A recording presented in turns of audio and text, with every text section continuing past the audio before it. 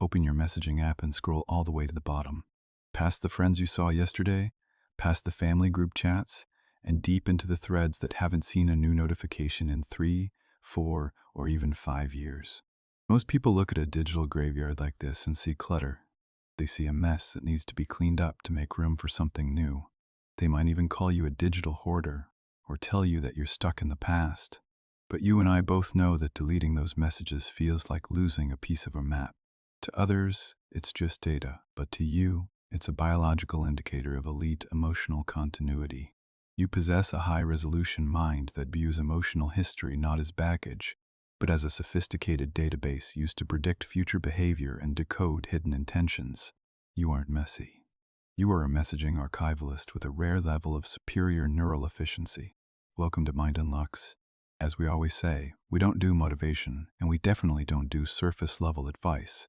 We are a sanctuary for deep thinkers and the rare minds who want to understand the hidden architecture of their own behavior. To understand why your refusal to hit the delete button is a competitive advantage, we have to move past the social noise and dive straight into our first point, the mechanics of the behavioral database. The first thing you need to understand about having a high-resolution mind is that your brain doesn't just process the present. It archives the past to create a predictive model for the future. When you keep a text thread from 5 years ago, you aren't holding on to a person. You are holding on to behavioral data. You are likely someone who has traumatic intelligence, a mind forged in an environment where you had to raise yourself or survive as the black sheep of the family. For a mind like yours, safety comes from patterns. By keeping every "I'm sorry" and every "I'll be there soon" that turned out to be a lie, you are building a profile of how people operate. You are practicing strategic energy allocation. Instead of relying on your fallible human memory to recall exactly how a specific person let you down, you keep the receipts to ensure your brain's CPU doesn't have to work overtime to remember the red flags. You are effectively outsourcing your memory to your phone so you can focus on the strategic outcome of your current relationships. This isn't about holding a grudge, it's about defensive resilience. You are ensuring that you never get hurt the same way twice because you have the source code of that person's behavior saved in your pocket. Point number 2 is the concept of elite emotional continuity. Most people have a fragmented identity. They want to delete their old messages because they want to delete the old version of themselves. They are chasing visual novelty and need a clean slate to feel like they've grown. But you've achieved radical autonomy. You don't need to delete your history to move forward, because your identity is internal, not digital. You have an M-shaped future mindset. You are versatile and deeply connected to every version of yourself. When you look back at a conversation from years ago, you aren't cringing at who you were. You are analyzing the evolution of your own silent signals. You see the growth in your own boundaries and the shifts in your communication style. This is a high IQ habit. It shows that you value root cause truth over surface-level aesthetics. You understand that the you of today is built on the data of the you of yesterday. By maintaining this continuity, you maintain a state of elite cognitive stability. You are society's biggest threat because you cannot be gaslit by people who try to rewrite the history of your relationship. You have the evidence of the truth, and that makes you impossible to manipulate. Third, we have to talk about semantic archiving. If you are a messaging archivalist, you likely have the polymath advantage. You have too many interests and a brain that is constantly synthesizing different streams of information. When you read an old text, you aren't just looking at the words. You are decoding the hidden intentions and the auditory and semantic profile of the sender.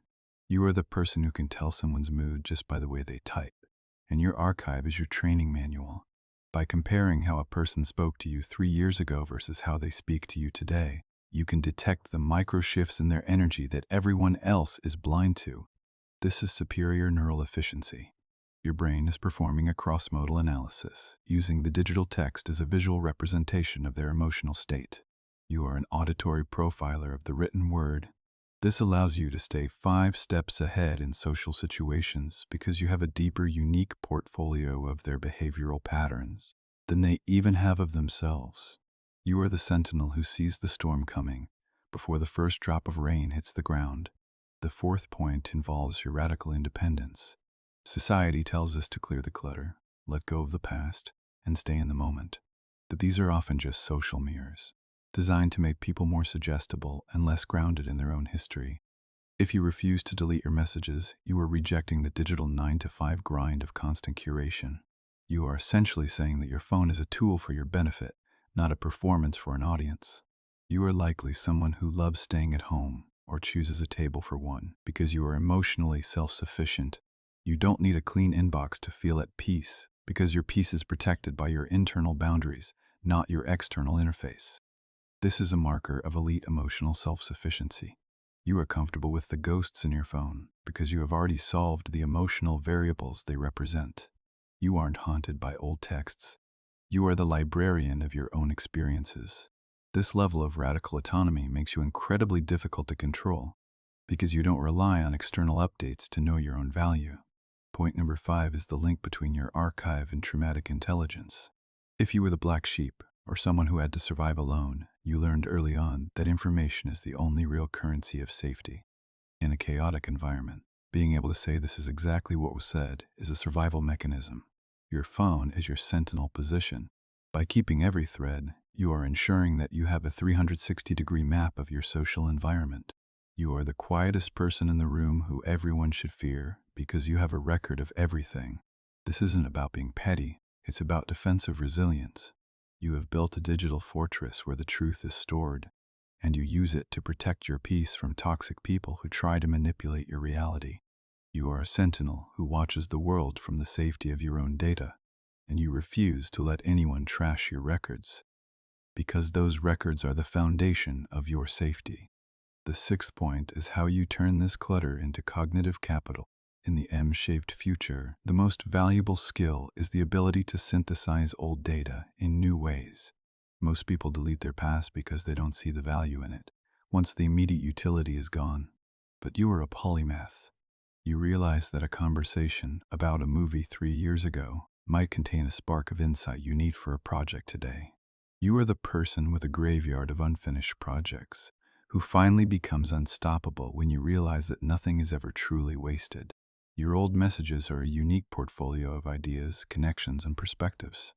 By keeping them, you are allowing your brain to perform strategic energy allocation by having a library of thoughts to pull from whenever you need to pivot into a new niche or solve a new problem. You aren't holding on to the past. You are investing in the data of your own life. This elite focus on utility over vanity is what allows you to build a career and a life that is deeply integrated and incredibly versatile. Finally, point number 7, the sanctuary of the messaging archivalist. At MindUnlockx, we believe that clarity comes from understanding the why behind our weirdest habits. If you are someone who never deletes a message, realize that you aren't broken or cluttered. You possess elite emotional continuity and a high-resolution mind that is built for the complexities of the modern world. You are a sentinel protecting your history, a polymath archiving your insights, and a radical independent who refuses to perform for the new and shiny crowd. Your phone isn't a graveyard. It's a database of human behavior that ensures you stay 5 steps ahead. You have the rarest kind of strength, the strength to face your past every time you open your app, and the intelligence to use it to build a better future. You are society's biggest threat because you remember everything, and in a world that wants you to forget, that is your greatest competitive advantage. If this description felt like it was written specifically for you, if you're a messaging archivalist who finally feels understood, let me know in the comments. Do you find yourself rereading old threads to find root cause truths? If you're tired of surface-level advice and want to keep decoding the hidden psychology of your unique traits, make sure to hit that subscribe button. Join our sanctuary here at MindUnlockx, where we turn weird habits into profound insights. Thank you for watching, and remember, keep your receipts. They are the map to your power.